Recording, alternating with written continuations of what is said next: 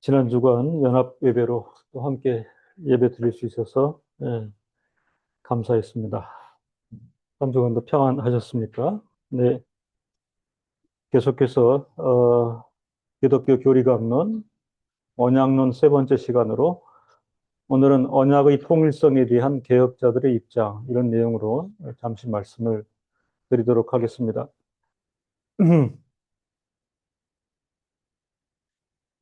15세기 말에 그 시작된 종교 개혁, 현재 그 우리 교회의 그 위치는 이 종교 개혁으로부터 출범했다 이렇게 규정할 수 있겠습니다. 종교 개혁이 그 시작되고 그 하나님께서 세우신 인물들이 그 시대를 담당하였는데, 쯔빙글리를 기억하실 겁니다. 그죠? 훌드라이 쯔빙글리. 종교개혁의 그 시작과 더불어 가톨릭 교회와 그 종교개혁 최전선에서 이제 싸우시다가 어, 쭈리히에 가면은 그 유명한 다리가 있죠. 카펠교라고. 이 카펠교가 사실은 쯔빙글리를 기념해서 어, 만든 다리인데 이 카펠 전투에서 어, 장, 장렬하게 순교하셨습니다.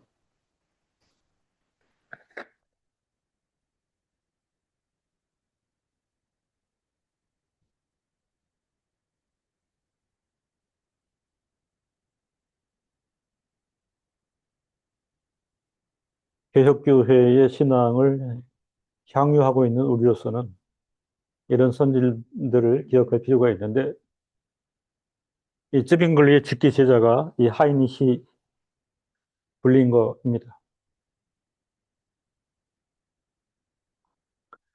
선교하신 초성을 대신하여 그 쭈리히의 그 신앙 계획을 완수하였던 하이니히 블링거. 여전한 어떤 그 카톨릭의 유세 때문에 참으로 큰 고난 가운데 있었고,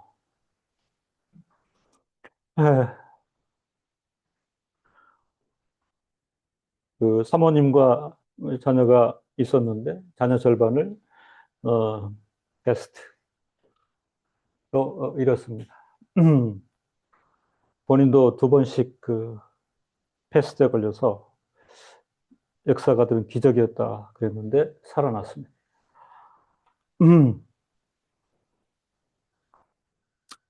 이 그 쯔빙글리와 블링거에 의한 찌리의 종교개혁, 수많은 그 성경 해석과 교리 논지들을 전개했는데 그 가운데 하나 핵심이 언약의 문제였습니다. 언약의 통일성. 그러면서 이 블링거는 타락 그리고 은혜에 대한 언약을 매우 중요하게 다루었습니다. 블링거는 이제 그 옛 신앙 이런 표현을 했습니다. 옛 신앙이라는 표현을 통해서 그 하나님의 그 언약이 아브라함 언약 이전까지 거슬러 올라간다 이렇게 규명했습니다. 특별히 아브라함 언약과 관련하여 대표적으로 창세기 3장 15절을 최초의 복음이라 그리고 은혜의 언약의 예표라 이렇게 규정했습니다. 옛신앙이라고도 표현을 하지만 최초의 복음 그리고 이것은 은혜의 언약의 예표라 이렇게 규정했습니다. 창세기 3장 15절에 내가 너로 여자와 원수가 되게 하고 너희 후손도 여자의 후손과 원수가 되게 하리니 여자의 후손은 내 머리를 상하게 할 것이요 너는 그의 발꿈치를 상하게 할 것이니라 하시고, 3장, 창세기 3장 15절 말씀, 창세기를 우리가 살펴보면 창세 이후에 사람들을 대상으로 죄로 유혹하고 죄를 오염시킨 원흉, 이 사탄과 그 인류 사이에 적대 관계가 형성되는 것을 알 수 있습니다. 이 정황에서 여자의 후손, 우리가 메시아, 그리스도로 표상하는 여자의 후손이 사탄의 권세를 무너뜨리고 택하신 백성을 위해 승리하실 것을 예고한 말씀이 창세기 3장 15절, 벌써 창세기에 하나님께서 복음, 은혜 언약을 예표하고 있다. 이렇게 규정하였는데 불린거의 해석입니다. 이 옛 언약이 언급하는 복음에 의거하여 구약의 족장들 역시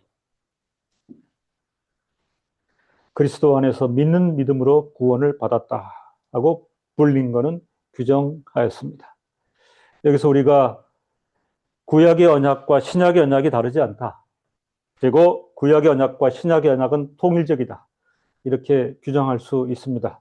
이 아브라함 언약에 의거하여 아브라함 이후 오고 오는 믿음의 계대, 그래서 믿음의 조상 이런 표현도 쓰지 않습니까?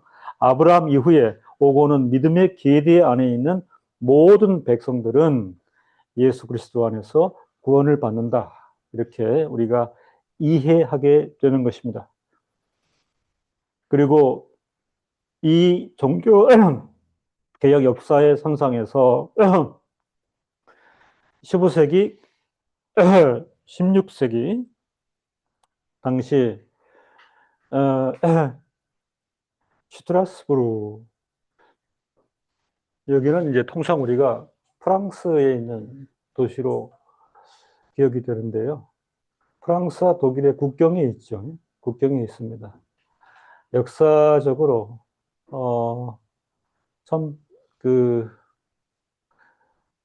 이런 아마 도시도 없을 거예요. 1차 대전, 2차 대전을 겪으면서 프랑스에도 속했다가 독일에도 속했다가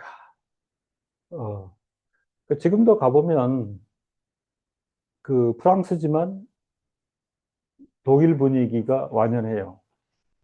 여러 가지로 프랑스와 독일은 굉장히 그 차이가 많습니다. 그런데 이 슈트라스부르크는 분위기가 굉장히 독일적이죠. 그리고 2차 대전이 막 끝났을 때는 여기에 있는 분들이 사실은 독일로 귀속되기를 원했지만 결국 주민투표에서 프랑스로 간 거는 히틀러 때문에 그런 거죠. 히틀러 때문에 독일에 귀속되지 않기를 원했어요. 그래서 거의 한 49대 51로 투표해가지고 이제 프랑스의 그 영역에 속해 있습니다. 그래서 독일 이름으로는 슈트라스부르크라고 표현을 해야 되고, 이제 불어를 할 때는 슈트라스부르크 이렇게 얘기를 하게 되는 종교 개혁자인데요. 마르틴 부처는 독일 사람입니다. 이곳 출신이긴 하지만 마르틴 부처는 그 누구보다도 종교 개혁자들 가운데 성경의 권위 그리고 신학적 정통성을 주장한, 그 위에서 괄목할 만한 업적을 쌓은 그런 종교 개혁자가 되겠습니다. 이 마르틴 부처 또한 언약의 문제를 언급하였던데, 구약의 언약과 신약의 언약이 다르지 않다. 구약의 언약과 신약의 언약은 복음이라는 토대 위에서 한 진리를 말한다. 이게 이제 언약의 통일성인데, 단지 언약의 실행이라는 문제와 언약의 분배라는 문제에 있어서 가시적 차이가 있을 뿐이다. 이런 이제 표현을 했습니다. 그러니까 한 걸음 더 들어가는 거죠. 부처는 언약의 통일성은 구약과 신약 성경 전체를 흐르는 하나님의 구원 계획이 본질적으로 하나임을 천명하였습니다.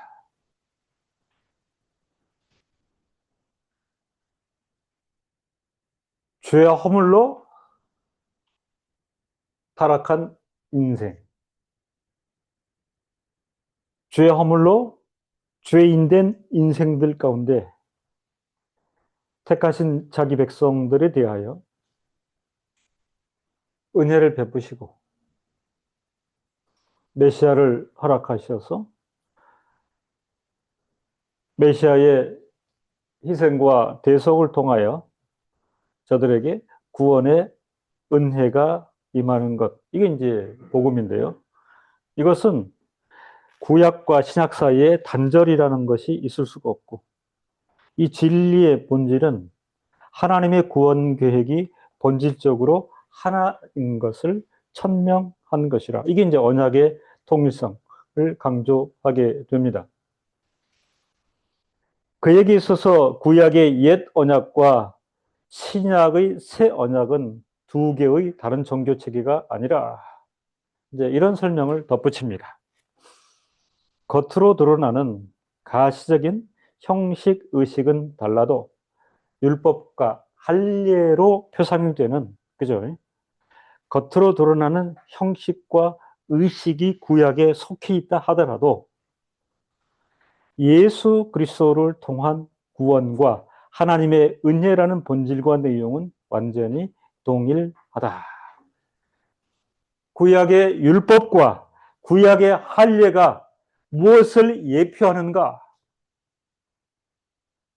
이 사실을 분명히 알 수 있으면 비록 겉으로 드러나는 물리적 형식 의식이 구약의 의식법, 율법, 할례라는 체계로 규정된다 할지라도 결국은 이 또한 지향하는 목표와 관련하여 예수 그리스도를 통한 구원과 하나님의 은혜라고 하는 본질에 있어서는 동일하다.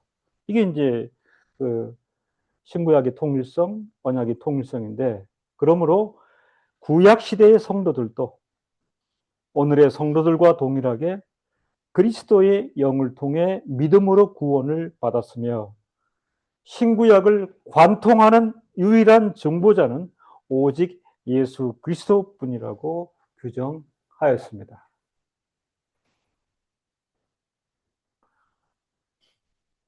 제가 말씀드리는 이 편만한 교회가 한국의 개신교인들 모두는 당연히 아멘, 아멘으로 받아야 할 것 같지요. 근데 그렇게 많이 소개가 안 됐습니다. 예. 조금은 구체적으로 설명하고 이해를 촉구해야 되는데 그런 면이 아쉽습니다. 그래서 제가 더욱 강조하는 것입니다. 구약의 율법은 이제 이런 표현은 가능합니다. 복음의 준비 단계이자 복음의 준비 단계라. 이 실체가 오기 전에, 그죠? 어쩌면 조금은 가시적이고 물리적이고 그리고 보여주는 방식으로 전체의 내용을 오리엔테이션하는 그런 효과를 가지고 있는 것입니다. 율법을 보아라. 할례를 보아라. 이 율법이 말하는 것, 할례가 드러내려고 하는 것 무엇인가?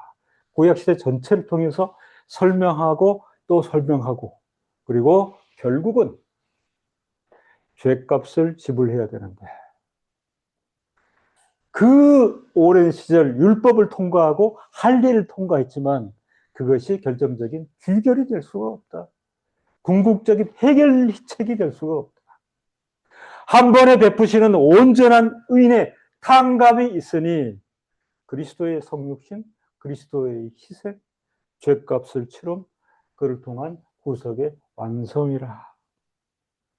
이런 부분에 있어서 구약의 율법은 준비 단계가 될 것이요. 신약의 성도가 마땅히 지켜 살아야 할 율법의 제3사용적 적용에 따른 규범으로서 그렇습니다. 율법이 거기에 머무르지 않냐고. 십계명 그리고 각종 의식법을 들여다보면 적어도 인생은 하나님 앞에 거룩한 자세를 견지하고 거룩한 모양으로 살아가야 하는데 조목조목 이것을 기억하라. 이렇게 살아야 한다. 이게 거룩한 도리라. 이게 율법의 제3사용적 적용입니다. 신약시대에 교회에 합당한 규범으로서 결국 복음의 실체와 조화롭게 연결된다고 언급하는 것입니다. 그리스도의 긍휼로 구원 얻은 성도들이 공동체 안에서 어떤 자세로 어떤 태도로 살아야 할 것인가. 구약의 그 많은 율법의 내용들은 크게 도움이 되는데 도덕법적으로 그다음에 윤리적으로 구약의 이런 가치는 충분한 것입니다. 마르틴 부처는 언약의 실행이라는 부분과 언약의 분배라는 부분에 대해서 구분했습니다. 언약의 실행은 하나님께서 세우신 언약의 내용을 역사 속에서 사람에게 적용하고 집행하는 구체적인 방법과 과정을 의미합니다. 구약시대에는 구약시대의 언약의 실행, 이렇게 우리가 이제 규정할 수 있는데요. 율법이 있었습니다. 피 흘리는 제사가 있었습니다. 할례가 있었습니다. 유월절, 절기 행사가 있었습니다. 그리고 예언 등 오실 메시아를 미리 보여주는 예표를 통해 구약의 언약은 실행되었습니다. 그러니까 이 사실을 분명히 알아야 되죠. 그죠? 오고 오는 그 세대에게 무엇을 말할 것인가? 구약의 에브리데이, 매일매일 행해지는 율법, 선포, 제사, 행위, 할례, 유월절, 절기, 행사, 선지자들의 예언들을 통해서 이것이 지향하고 이것이 백성들에게 교훈하는 내용이 무엇인가? 오실 메시아를 미리 보여주는 예표들입니다.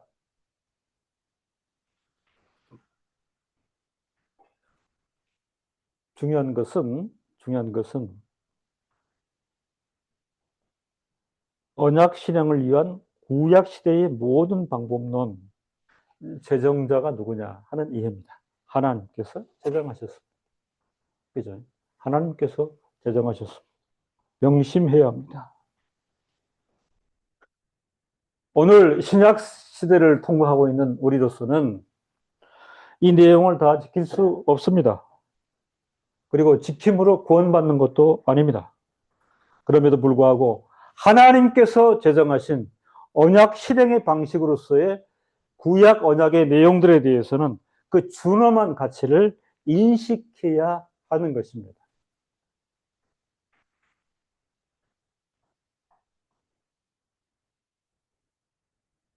모세오경 그리고 잠언 이런 내용들을 보면 마치 우리 젊은 세대들에게는 조금은 딱딱하고 그죠?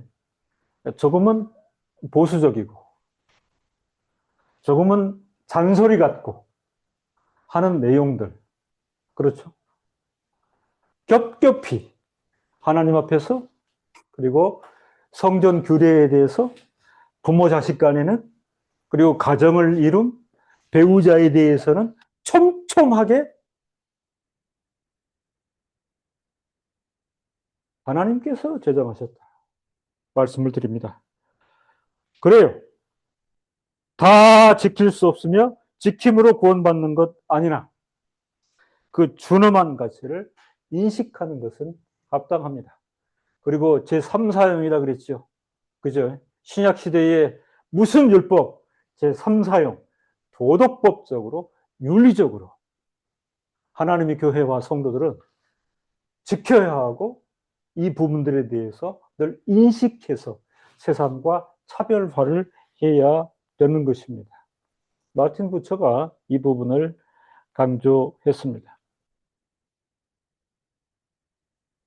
신약시대에는 성육신하신 예수 그리스도의 오심, 십자가의 대속, 그리고 말씀의 전파, 세례와 성만찬이라는 실제적 방식을 통해 실행했습니다.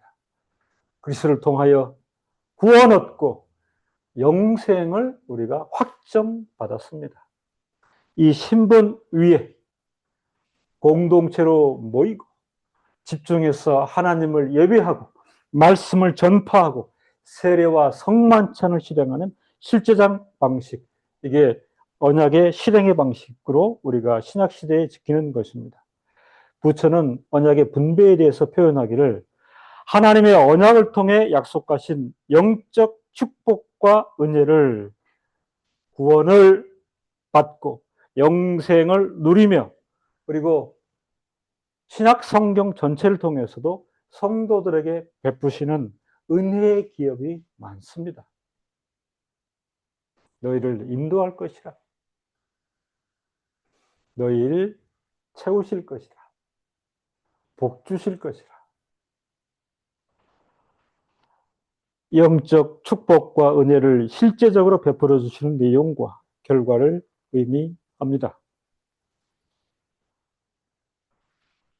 언약은 하나님께서 우리에게 주시는 축복의 분배와도 관련이 있는데 시대나 제도가 바뀌더라도 그렇죠.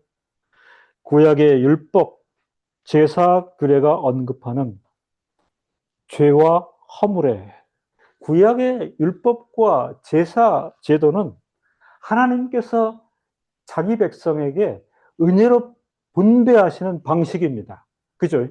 준엄한 게 있으나 동시에 제사 규례가 언급하는 것은 죄와 허물이 있어서 심판받고 죽을 게 마땅한데 물리적으로 변제하고 탕감하는 방식으로 언약의 분배의 방식인 것입니다. 구약 의식법이 말하는 기업 분배의 축복들이 있습니다. 그죠? 순종하라. 하나님의 말씀을 따르라. 심지어는 다양한 교훈을 통해서 부모의 말씀에 귀를 기울이고 순종하라. 그리고 바로 그 뒤에 이어오는 게 뭐죠? 축복을 약속하십니다. 이것이 구약 의식법이 말하는 기업 분배의 축복들이 있는 것입니다. 신약 시대에는 예수 그리스도의 대속 사역으로 택한 백성들은 구원을 얻고 영생에 이르며 예비하신 모든 축복을 부요하게 누리는 방식입니다. 마르틴 부처는 언약의 통일성을 표명하면서 언약의 실행과 언약의 분배라는 목차를 만들어 부요함을 누리도록 교회를 도왔습니다. 이런 흐름 가운데 그 16세기 종교개혁 당시에 그 고약한 세력이 등장하게 되는데 제세례파입니다. 제세례파의 언약론에 있어서 결정적인 오류를 우리가 체크해 볼 필요가 있습니다. 제세례파는 그들의 언약론에서 개인의 자발적 결단에 기초한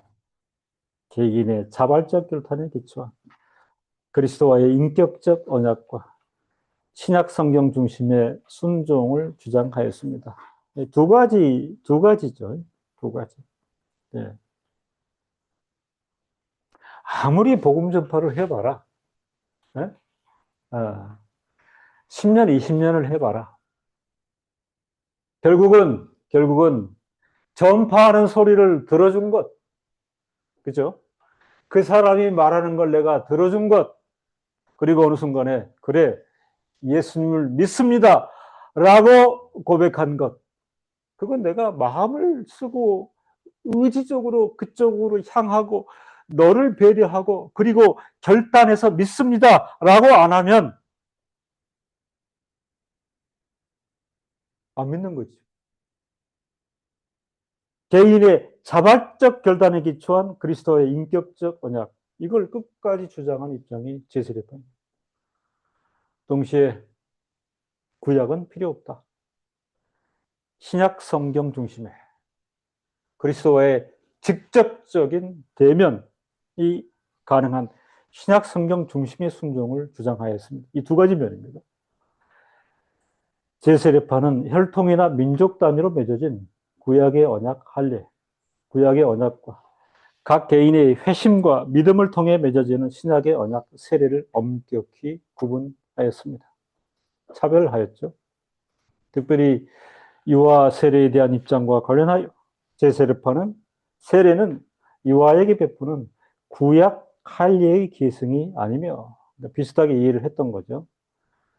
오직 복음을 듣고 자신의 의지로 그리스도를 영접한 성인 또는 진정한 신앙 고백을 할 수 있는 자들만이 받을 수 있는 언약 참여의 표징이라 이렇게 강변하였습니다. 당대 상당한 세력화를 이루었습니다. 제세례파에게 있어서 언약이란 교리적 동의나 법적인 선언이 아니요. 하나님과 맺은 언약은 반드시 산상수훈을 포함한 예수 그리스도의 가르침을 일상에서 실천하는 순종으로 이어져야 한다 주장하였습니다. 자신의 의지, 자신만의 결단, 그리고 행위 중심의 그리스도의 가르침을 일상에서 실천하는 순종으로 이어져야 한다. 의지, 결단, 행위 중심의 극렬 분자들이 이 제세례파였습니다. 교리적 동의나 법적인 선언이 아니요. 언약의 통일성 자체에 대한 이해를 원천적으로 하지 않았습니다. 구약 신약, 신약 신학은 이미 말씀드렸거니와 별개의 것이 아니라 구약 언약은 신약을 지향하고 있고 은혜 언약은 율법 언약의 최종 실현이기에 율법의 통일성, 신구약의 통일성을 말하는 것인데 구약 부분에 대한 그것은 단지 사람을 쪼이는 법적인 성격이고 착고라 이런 이해가 제세례파에게 강했습니다.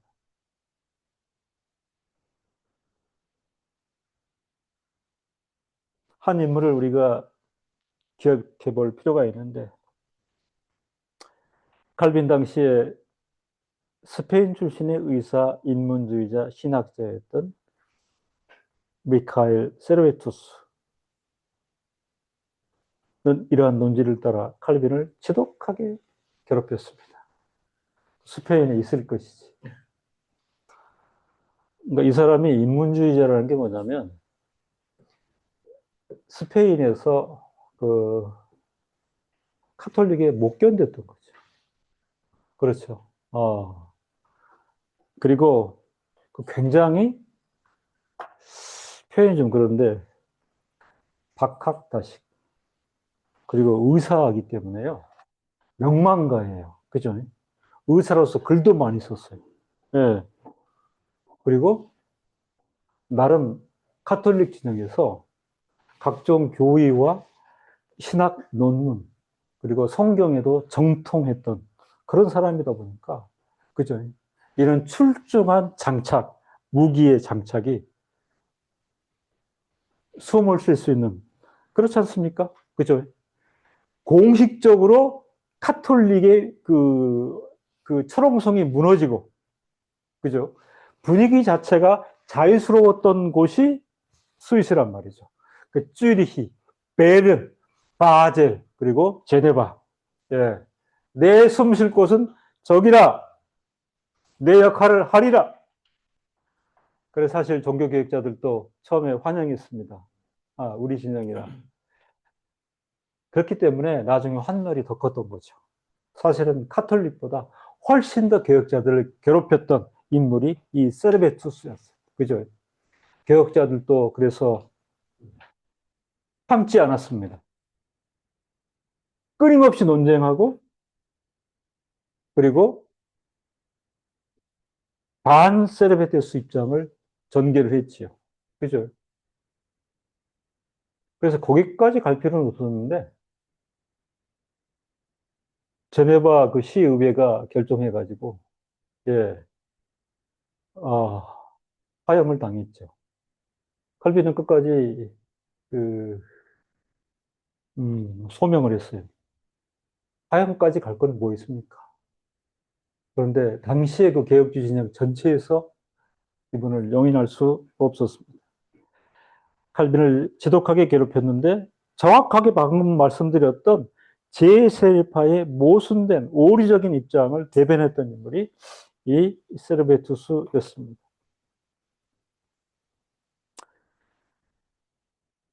칼빈의 제 세례파와의 투쟁은 유명한 역사입니다. 칼빈은 제 세례파에 맞서 분연히 이 은혜 언약의 통일성을 변호했습니다. 그는 기독교 강요를 통해 다음과 같이 정리하였습니다. 은혜 언약은 본질적으로 하나님의 은혜로 하나님의 자녀로서 입양되는 것입니다. 구원의 서정을 얘기를 하고 있죠. 그죠? 예. 여러분이 그리스도인이라고 하는 것은 중생, 거듭난 자입니다. 그리고 소명, 그리고 당신을 아무 생각 없었을 때, 아무것도 몰랐을 때 당신의 심령을 감동하심으로 부르신 것입니다. 소명, 그리고 불의하였음에도 불구하고 택한 당신을 위하여 그리스도의 보혈로 은혜를 허락하시고 불의하지만 의롭다고 칭하는 것입니다. 칭의. 그 다음에 하나님의 자녀로 입양. 하나님의 자녀로서 입양되는 것입니다.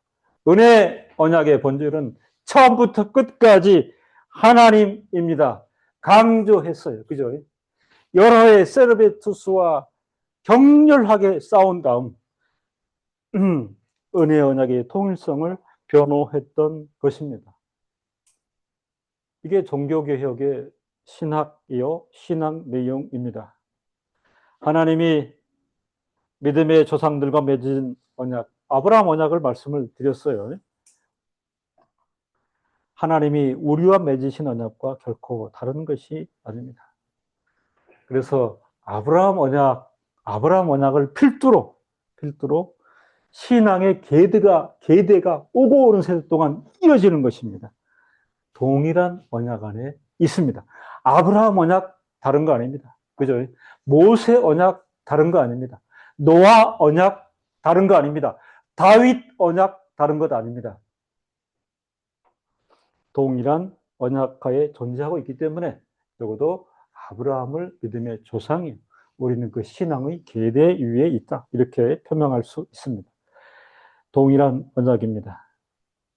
하나님의 언약에 기초한 구원의 계시에는 어떤 발전 과정이 있다라고 말씀을 드렸는데 오해가 있으면 안 됩니다. 발전 과정이라 하니까 시간차 이런 것 아닙니다. 그죠? 혹 미완 그다음에 완성 수준차 이런 것 아닙니다. 하나님께서 전개하신 질서로 이해하면 됩니다. 그것은 언약의 실행과 언약의 분배에 있어서의 어쩌면 외적인 모습에 있어서의 차이점이라고 표명할 수 있죠. 아까 구약의 내용들을 말씀드리고 신약의 내용들을 말씀을 드렸지요. 구약 성경에서도 언약의 기초는 바로 그리스도였습니다. 동시에 그리스도는 구약 언약, 신약 언약을 다 포함하여 언약의 성취라고 말씀을 드릴 수가 있습니다.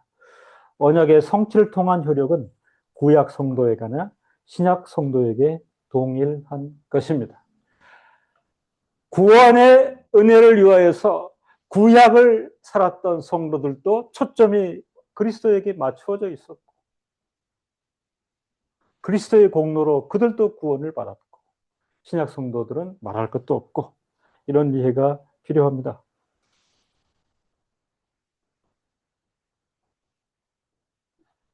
교회 강론이라고 그러지만 이건 굉장히 중요한 우리 신앙 지식이요. 신앙 고백의 내용입니다. 언약의 통일성을 이런 측면에서 꼭 기억하십시오. 이 언약의 통일성이 무너지면 우리는 그 역사를 이제 살필 필요가 있는데 칼빈의 투쟁 이렇게 얘기를 했죠. 그죠? 어쩌면 그 세르베투스와의 그 투쟁 동안 더 큰 스트레스와 고통을 받은 인물은 칼빈이었습니다.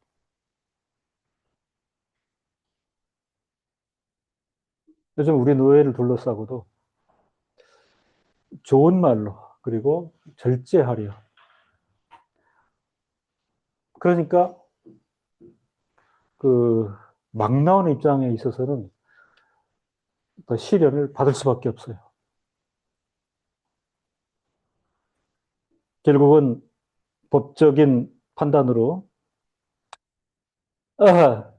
화형을 치루었지만 그 과정 동안 크게 고통을 받았던 진영은 정통 개혁주의 그런 분들입니다.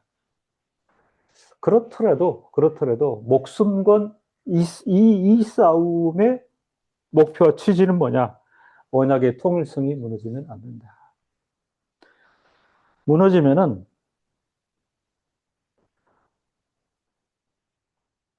당시부터 이렇게 분리주의자들의 이해, 구약의 하나님과 신약의 하나님이 분리가 돼요. 그죠? 그리고 자연스럽게 구약의 하나님은 의만 가지고 있는 고약한 하나님이 되고, 신약의 하나님은 오직 선한 것만 있는 이런 분리가 일어납니다. 그죠? 다 불충분한 건데, 구약의 하나님과 신약의 하나님은 각각 다른 신이 되고, 구약의 사람들은 단지 율법에 매여 있던 종교 집단으로 전락하고, 신약의 성도들은 율법의 본질과 취지를 전혀 깨닫지 못한 채 자신의 의지와 결단으로 예수 그리스도를 독립적으로 믿고, 이게 세르베투스의 입장인데, 구원의 실행을 위해 자신이 노력해야 되는 처지가 되고 마는 것입니다. 은혜의 종교가 기독교적 구원 쟁취 종교로 전락하게 되는 이런 가르침은 분명히 있었는데, 많은 시대가 흘렀어도 오류와 몰이해는 여전한 것 같습니다. 기도하겠습니다. 하나님 아버지, 66권 성경을 살필 때에 특별히 AD 10세기경 구약 성경과 신약 성경의 영역이 분리되어지면서 구약의 언약과 신약의 언약이 물리적으로 인간의 부족한 이해 방식 때문에 분리되어지고, 그러므로 결정적인 오류가 창출되는 것을 저희가 인정합니다. 하나님께서 구약의 율법과 할례 제도를 주실 때에 이 종교가 단지 율법적이요, 단지 피의 제사뿐인 그런 내용의 종교가 아니라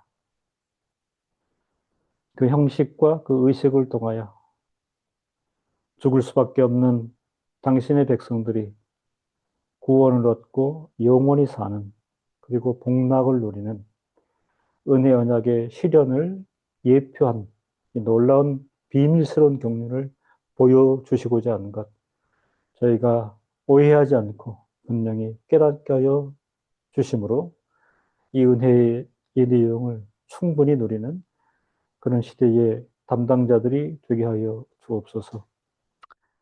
은혜 언약의 통일성을 통한, 신구약의 통일성을 통한 분명한 지식이 단지 신학 지식으로 적용되지 아니하고 성도들에게 참된 신앙 지식으로, 신앙 고백으로 또 결실 맺을 수 있도록 축복하여 주옵소서. 예수 그리스도의 이름으로 기도합니다. 아멘.